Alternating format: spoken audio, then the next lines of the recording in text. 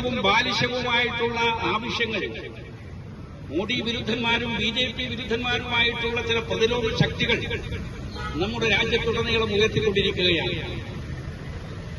വാസ്തവത്തിൽ പലപ്പോഴും പുതിയ കാലഘട്ടത്തിന്റെ യുദ്ധതന്ത്രത്തെക്കുറിച്ചും യുദ്ധനീതിയെക്കുറിച്ചും അറിയാവുന്ന ആളുകൾ അത്തരം ആവശ്യങ്ങളെ പുറംതിരിഞ്ഞു നിൽക്കും, അത്തരം ആവശ്യങ്ങളെ പരിഹസിച്ച് പുച്ഛിച്ച് ചവറ്റുകൊട്ടയിലേക്ക് തള്ളിക്കളയുമെന്ന കാര്യത്തിൽ സംശയം. ആ പ്രത്യക്ഷ യുദ്ധത്തെക്കാൾ പാകിസ്ഥാന് മാരകമായ പ്രഹരമേൽപ്പിച്ചു കൊടുക്കുന്ന തരത്തിലുള്ള പുതിയ യുദ്ധതന്ത്രങ്ങൾ കേന്ദ്രത്തിലെ നരേന്ദ്രമോദി സർക്കാർ ഇപ്പോൾ നടപ്പാക്കിക്കൊണ്ടിരിക്കുകയാണ്. അതാണിപ്പോൾ ജലയുദ്ധം എന്ന പേരിൽ അറിയപ്പെടുന്ന യുദ്ധം. ഏതാണ്ട് 6 നദികൾ,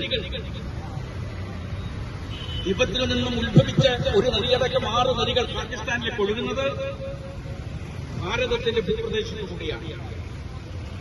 അതിലാണ് സത്ലജ് നദിയിൽ പടുത്തുയർത്തിയിട്ടുള്ള അണക്കെട്ട് പാകിസ്ഥാനിലെ വലിയൊരു ജനവിഭാഗം ഈ കാർഷിക മേഖലയിൽ ജലസേചനം ചെയ്യുന്ന തരത്തിലുള്ള ആ അണക്കെട്ട്, അതിൽ നിന്ന് ജലം തുറന്നുവിടുന്നത് നമ്മുടെ ഗവൺമെന്റ് കഴിഞ്ഞിരിക്കുകയാണ്. 24 കോടി ജനങ്ങൾ പാകിസ്ഥാനിലുണ്ട്. 10 കോടിയോളം വരുന്ന ആളുകൾ കാർഷിക മേഖലയെ ആശ്രയിച്ച് ജീവിക്കുന്ന ആളുകളാണ്.